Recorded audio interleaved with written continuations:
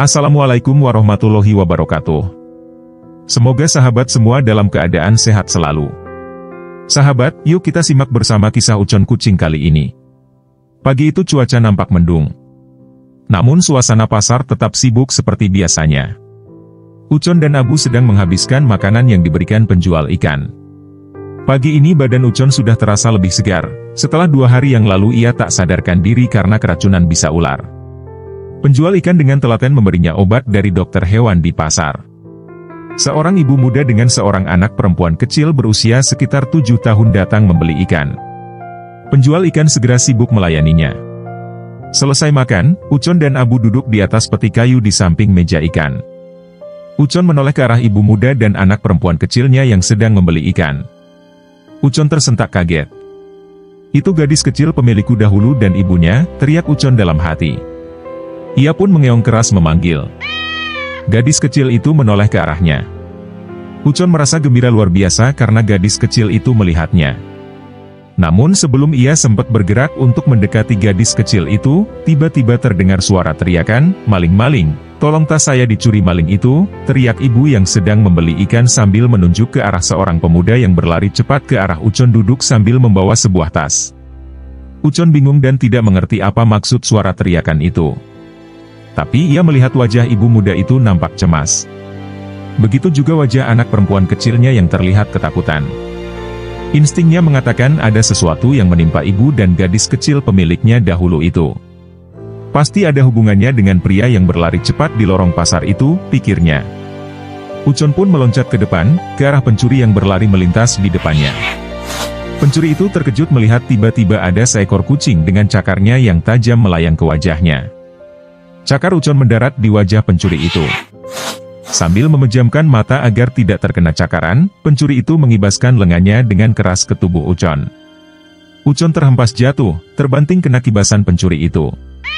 Sementara si pencuri, karena memejamkan mata, ia menabrak meja pedagang hingga jatuh tersungkur. Pedagang dan pembeli pria yang berada dekat dengan pencuri itu langsung menangkap dan mengikat pencuri itu. Mereka membawanya ke pos keamanan pasar. Mereka juga mengajak ibu muda dan anak perempuan kecilnya untuk memberi kesaksian dan mengambil tasnya yang dicuri. Peristiwa itu terjadi begitu cepat. Penjual ikan yang melihat Ucon terpental dan jatuh terkena kibasan tangan pencuri, mencari dan menemukan Ucon terbaring diam di kolong meja pedagang di dekat kiosnya. Dengan perasaan cemas penjual ikan itu mengangkat Ucon dan membawanya ke bagian meja kosong di kiosnya. "Ucon bangun Kon," kata penjual ikan itu sambil mengelus dan mengguncang perlahan kepala Ucon. Mungkin kepalanya terkena benturan keras pukulan pencuri itu dan jatuh terbanting di lantai pasar, pikir penjual ikan diliputi rasa cemas. Beberapa pedagang juga berdiri menatap Ucon dengan raut wajah cemas. Ucon membuka matanya. Ia merasakan sedikit pusing di kepalanya. "Ucon, kamu baru saja menyelamatkan tas ibu itu dari tangan pencuri," kata penjual ikan yang merasa lega sambil mengelus-elus kepala Ucon. "Ucon, kamu belum lama berada di pasar ini tapi sudah 2 kali menyelamatkan orang," kata seorang pedagang yang juga merasa lega melihat Ucon baik-baik saja. Penjual ikan menatap kantong ikan milik ibu muda tadi yang belum sempat dibayar dan dibawa. "Mungkin ibu itu nanti akan kembali ke sini untuk mengambil ikannya," pikir penjual ikan. Ucon menoleh ke kiri dan kanan namun ia tak melihat gadis kecil itu dan ibunya. Ia pun meloncat dan berlari cepat di lorong gang menuju ke depan pasar. Mungkin mereka ada di depan pasar, pikir Ucon. Sampai di depan pasar Ucon mengamati sekeliling, namun ia tetap tak melihat gadis kecil itu dan ibunya. Ia pun berlari dari ujung ke ujung di depan pasar, berharap menemukan mereka. Usahanya tidak membuahkan hasil. Ia duduk termenung di depan lorong pasar, menatap ke arah parkiran berharap melihat gadis kecil itu dan ibunya. Ucon tidak mengetahui bahwa ibu muda dan gadis kecil itu berada di dalam pos keamanan yang berada di samping pintu gerbang pasar. Ucon duduk diam di depan pasar. Wajahnya menampakkan kesedihan yang dalam. Tak sengaja ia melihat beberapa orang keluar dari kantor pos keamanan. Di antaranya nampak gadis kecil itu dan ibunya yang berjalan cepat ke arah parkiran mobil di depan pasar. Harapan dan semangat Ucon menyeruak kembali.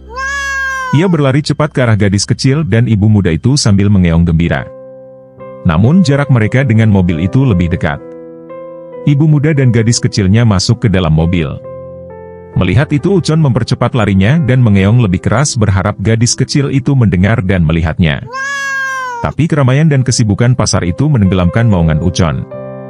Mobil itu bergerak ke arah pintu gerbang pasar. Ucon berlari semakin cepat, ia berhasil mendekati mobil itu yang mulai memasuki jalan raya di luar pasar. Ucon terus berlari dengan cepat di samping mobil itu. Gadis kecil itu melihat ke arah samping, ia tampak kaget melihat Ucon yang berlari di samping mobil. "Ibu, itu ada Ucon berlari di samping mobil," katanya dengan suara lirih. "Kakak, kita tidak bisa memelihara Ucon lagi. Ibu kan sedang mengandung adikmu." Kata dokter, "Sebaiknya kita tidak memelihara kucing saat ibu sedang mengandung," ujar ibunya sambil menginjak pedal gas lebih dalam. Mobil itu pun melaju dengan cepat. Gadis kecil itu menatap sedih ke arah Ucon dari balik kaca. "Gadis kecil itu melihatku," pikir Ucon gembira sambil mempercepat larinya mengejar.